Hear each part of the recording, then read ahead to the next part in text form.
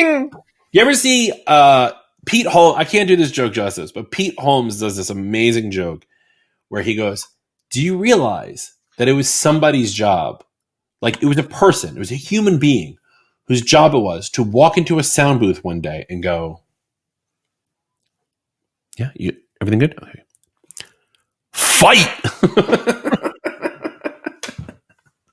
And he does. Yeah. You have to see him do it. And if you're watching at youtube.com/@allthingsmsp, you can watch me trying to do it.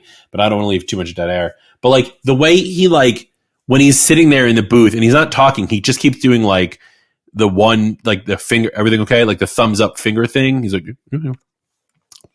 yeah, Japan. Like it's just really funny to think like the joke is so real. If you haven't seen it, check him out. I love Pete Holmes. He's so funny. It's like, how do I get that job? Be funnier.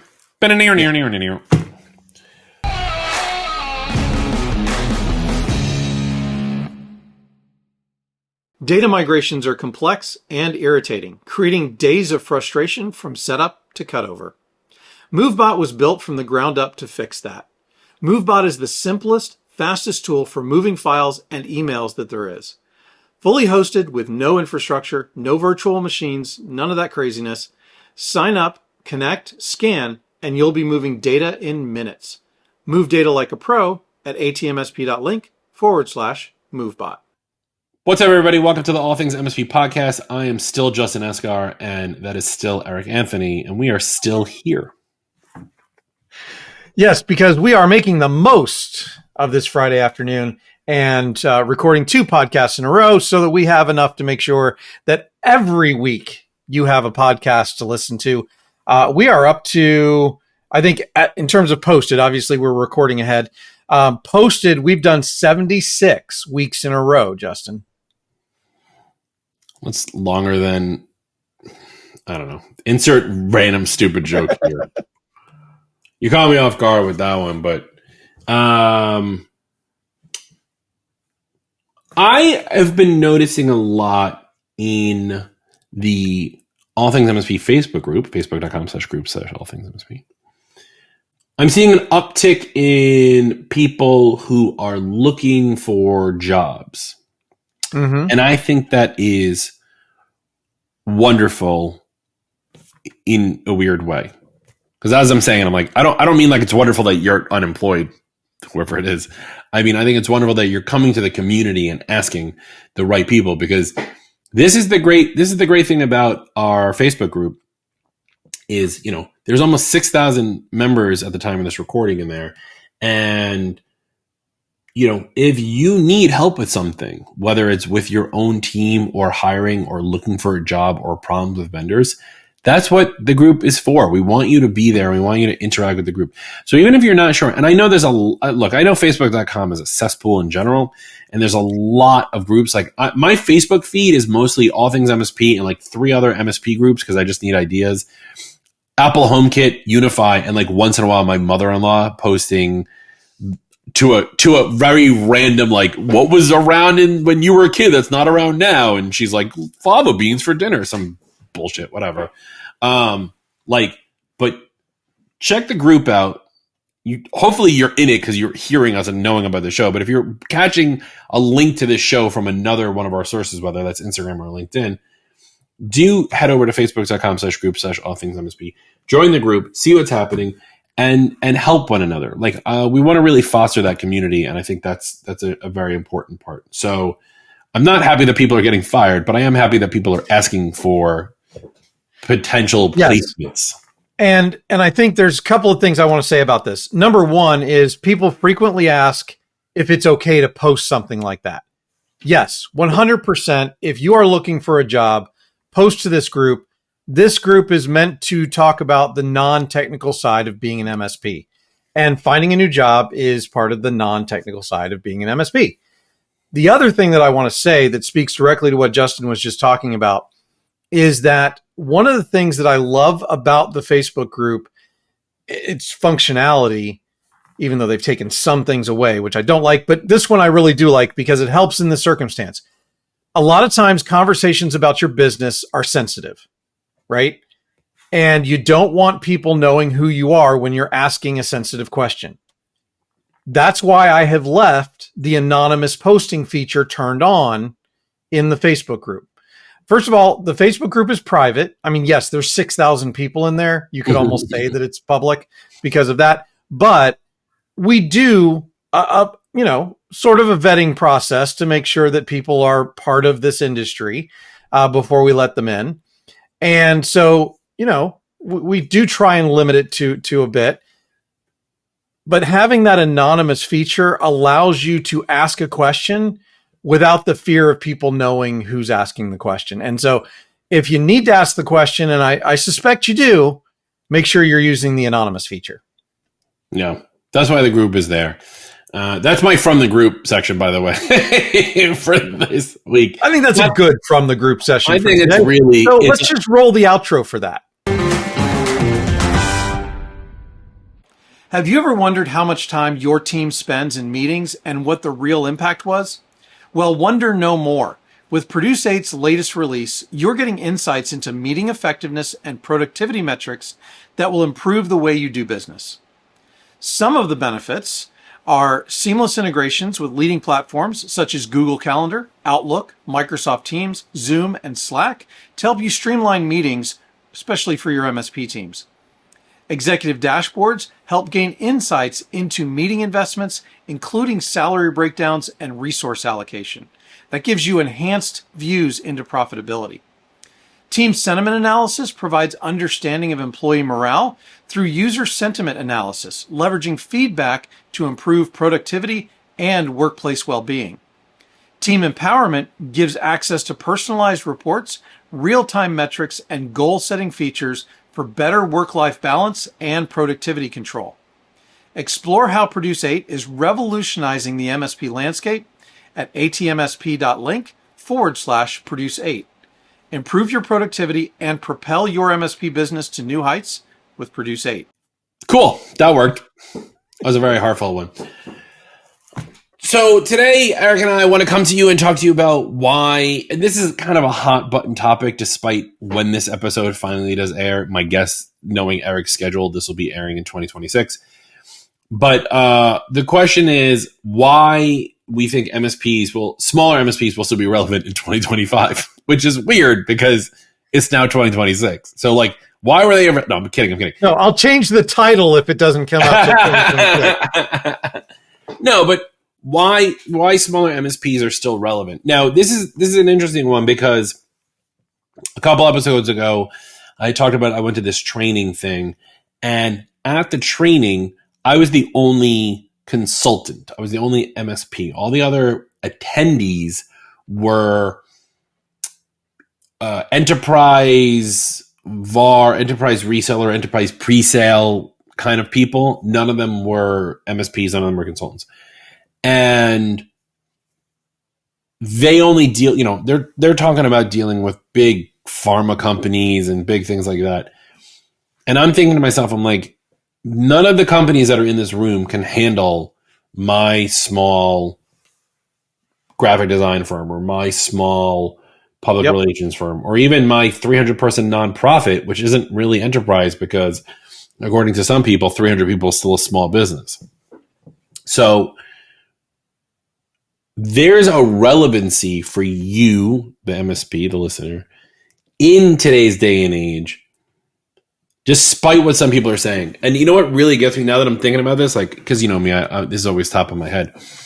I went to an event, and I'm not going to say where or who, but there was a speaker who was talking about the growth patterns of MSPs. And they said, you're in infant stage if your top line revenue is less than $10 million a year, and if you have 20 people, and I was like, dude, wrong. Yeah, absolutely. I have a lot. No, continue, please. No. But I'm saying that's not the way to think, and I think it wasn't like. This person was an MSP for healthcare. I get it. If you're in healthcare, you have made it in the shade. You're good. But I know 300 Apple consultants. None of them do health. I mean, some of them do healthcare-ish, like small doctors. But even at that, like these smaller firms need help from someone who's going to have smaller firm brain, right? Like, yes, you can't have a company that has a $10 million top line revenue helping a 5-person design firm, because your ideals are on the wrong. They're completely mismatched from one another. Yeah. 100-person MSP is not going to be good at servicing a 10-person or a 10-user client. Correct. They're just not. You see it. And by the way, those MSPs don't want those clients because they're aiming higher. And I don't want to say that's a bad thing, right? I think it's actually good that MSPs are going up market to larger, medium-sized businesses and small enterprise, right? I think it's great that our industry is breaking into that. However, as they do that, their ideal client becomes those clients. Their ideal client is no longer the 5-user, 10-user law firm. And so you have to have somebody who that is their ideal client. And that's why I think that small MSPs are going to be relevant for many years to come, is because small to medium-sized business, because of the way the economy has been distributed now, is the fastest growing part of the market. Yeah. Okay. And because of that, there's always going to be a need for MSPs. Now, there's a lot of churn in the small to medium-sized business market, right? Because they have a tendency to go out of business more, but there's also more of them popping up. I think in the last episode I said every hour, but that's the thing, is that there's just, once you grow the MSP to a certain size, your ideal client changes and you're no longer servicing the ideal client that you were 5-10 years ago. And I can tell you that from personal experience, right? Because when I first started as a single person company, I was blending a lot of residential and smaller businesses. And as a single person, I had a business that was 20 people and I couldn't handle them. And now, as to truth be told, we're a 14-person company, but let's say 5 of them are on our repair shop. So and 2 of them are doing wiring. So let's say we're a 6 or 7-person company now. We can handle a 50, 100-person office without a problem. And as we grow, that's going to be the thing. At some point, I won't take on a customer that is less than 10 people because it doesn't make sense because of where we're growth, and in order to maintain that growth cycle. Now, not everybody wants to grow also, right? If you're a 1 or 2-person MSP and you're comfortable and you like it there, and that's fine, there's nothing wrong with that.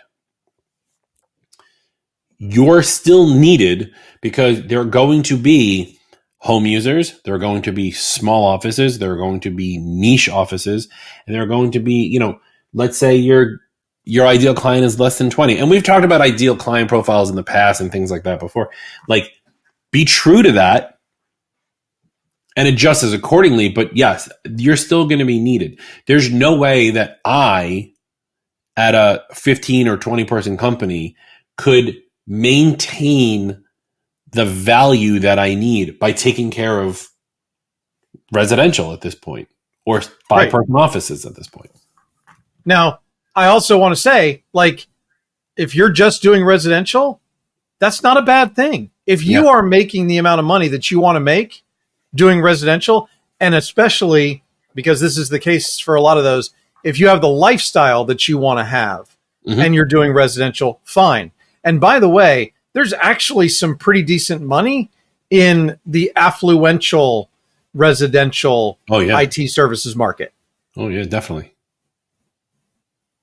Dead air. Yeah, there is, because, even if you don't live in an area where there are affluent people, there are still plenty of places, because those skill sets, truth be told, and I actually have 1 or 2 on our book, they don't care about technology. They just want, they act the same way a business acts. They don't care that it's broken. They just want it fixed.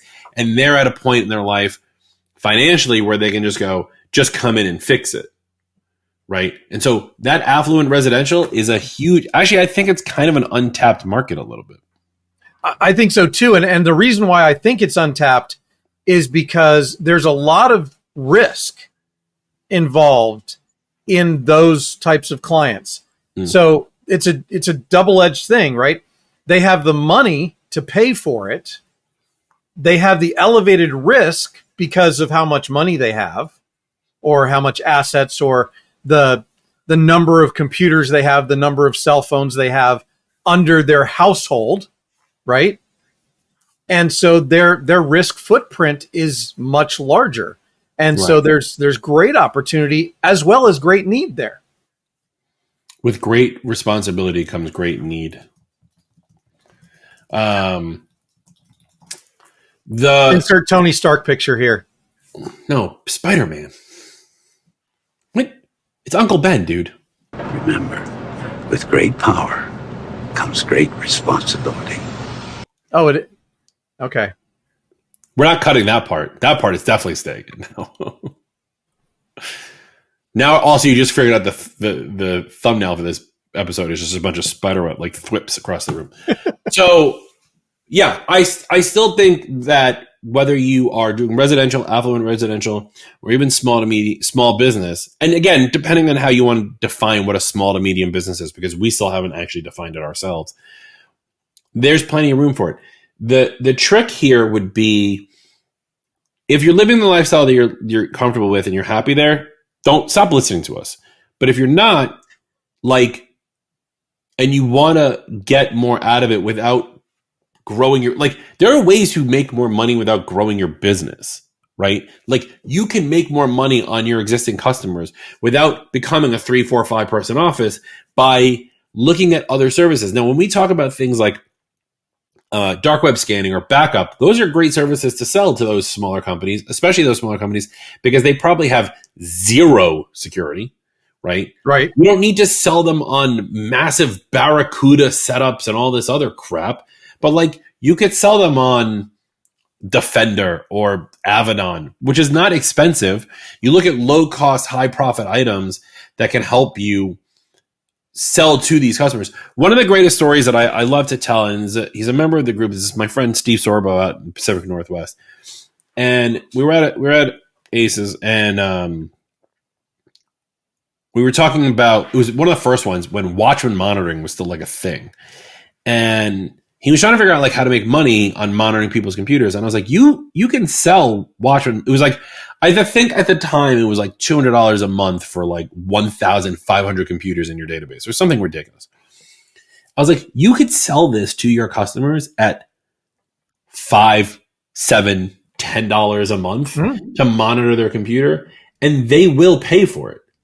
That's the benefit of doing that. And you can do it as a one-off as long as you're able to maintain what comes from it. And I just wanted to pull this up because I got an email from someone, from our friend Paul Green, which is, if you're charging $35 a user, charge $39 instead. 45 is the same as 42 or 47. 99 is the same as 89. Perception only changes when you go over 100. So I was channeling that when I was thinking about this, because you sell this monitoring tool for $5, $7, $9 a month. You have 50 users, okay, at 9, or let's say just make it 10 to make it easy. That's $500 a month. Half of it goes to paying for the software, and the other half is profit. And now you're adding an extra service to them. You didn't have to do any more work. There's great services that are out there to help those small companies that don't have to be massive. We're not talking about massive enterprise changing. You might not be all up in Entra, A5, whatever they're calling it these days. You might just need to sell some Office 365 licenses and just add on Defender and make sure they're okay. And that's okay. But you can keep in that business. But those companies are going to keep coming around. The other thing you had said earlier, which is new businesses pop up every hour. Everyone wants to be an entrepreneur nowadays, right? Remember when it wasn't cool? And then it was super cool, and now it's kind of dying off. But everybody wants to be an entrepreneur. Go on Instagram and search entrepreneur. I mean, the amount of garbage that's out there, but you'll see everybody wants to be an entrepreneur. Everyone's trying to find a way, because they know that corporate is not, in this day and age, corporate doesn't work for a lot of people. And everybody just wants to be the CEO. So a lot of companies are starting off, and those companies who do make it, because there's plenty that are just bullshit, those who do need IT services. And you as an MSP would be so lucky to work with a business that's small and help them grow to the size where they don't need you anymore. Like, I know it hurts to lose a client, but like, that's a good thing for you. I helped them. I started them. I helped them when they were small. I helped them get to somewhere, and I helped kickstart them. That's a great thing for your portfolio. So don't look at it as a bad thing. Do help those one company, because you never know. And maybe they'll take you for the ride. You never know. And there is a transition that you can do with that, right? Because basically, usually what happens in that scenario is they get big enough that they need their own tier 1 on site, right? Mm-hmm. That's usually that first step. So you can still transition to having tier 1 on site, and you guys handle everything else in a co-managed environment, right? Then they grow to the point where they need their own tier 2 or above, and you can hire that internally for them as well. And you maintain your position as the virtual CIO, virtual CTO, still making the decisions, still being in the room to make decisions with senior leadership. Yeah. And you should be able to create an environment where for almost as long as you're probably going to live, they're not going to outgrow that situation. Yeah. We've actually done that before. We have a client where they have internal IT. We act kind of a fractional CTO, and we were involved in the helping of hiring their their new tier 1. In fact, the person who was in charge of the IT department had me interview the person, and I interviewed like a bunch of people. And then the person I picked was the one that they hired. I was like, this is the right person for the job. And I was, at the time, I was a 3-person office, and I'm helping a much larger firm. Like, you can do that. So there are ways to stay small and stay relevant. Right. The other piece of this, though, and something we haven't really talked about yet, is you still need to stay up to date with everything that's going on, because you want to stay small, fine. You want to stay relevant, more important. You can't keep doing things now that you did 3, 4, 5 years ago. So you do need to put the time in to stay up to date with certs, training, whatever. But you can keep your business small. So don't couple the two things that small means slow or small means irrelevant. There's a lot involved here. And like, we're talking very broad terms on this show, but like, you can be a 2-person office, a 3-person office, and stay that way forever. And you can be dealing with, like we said, affluent residential, small business, and then helping grow these bigger businesses and keep that going and still be a 3-person. Because also we think differently, not to steal an Appleism, but like a 3-person company thinks a little bit more scrappy than a 100-person MSP. Right. And I think the key word here, and it's weird that I already put it in the title, right? Or in the placeholder title, right? About being relevant. And that's key. And I think there's 2 things that we've talked about today that really relate together and kind of form the keystones for this conversation. And that is your ideal client. Mm-hmm. Now, we've talked about ideal client profile in terms of marketing before, but I think there's also an ideal client profile when it comes to culture, in terms of culture fit, as well as an ideal client logistically, because I think certain size businesses are more efficient at serving certain size businesses. Part of it's culture, part of it is logistics. Yeah. And then to tie it all together, you have to make sure that you are staying relevant to your ideal client. Yeah. Nice little bow to tie that off to end the episode. Yep. Awesome. Well, if you're questioning whether or not you're relevant, let us know at facebook.com/group/allthingsmsp. Follow us at youtube.com/@allthingsmsp and watch me in my most awkward phase trying to like get comfortable in my chair during this entire episode. That was weird. I'm so subconscious about the fact that like we put these episodes on YouTube because I know if you're listening in your car, you don't see the twists and turns and drinks that I'm taking during shows or when I mute my mic.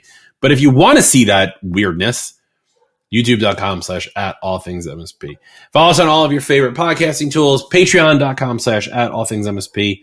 And any words for the people at home before we leave for leaving them wanting more of the ATMSP podcast, Eric? So I think the one thing that I would say is ignore all of the hype around large MSPs. There is going to be plenty of business for smaller MSPs for years to come. Focus on you, not what the other guy's doing, and just keep doing it. Couldn't have said it better myself. That's Eric. I'm Justin. Bye! Thanks for listening, and don't forget to subscribe to us on your favorite podcast platform. You can also follow us on Facebook, but better yet, go ahead and join the Facebook group. You can also follow us on Instagram if that's your thing. And make sure you subscribe to our YouTube channel at All Things MSP to catch us in all of our video glory. And last but certainly not least, if LinkedIn is your thing, you can follow us there as well. And a special thank you to our premier sponsors, SuperOps, MoveBot, GoZinta, EasyDmark, and Comtech. And we also want to thank our vendor sponsors. The All Things MSP Podcast is a BizPow LLC production.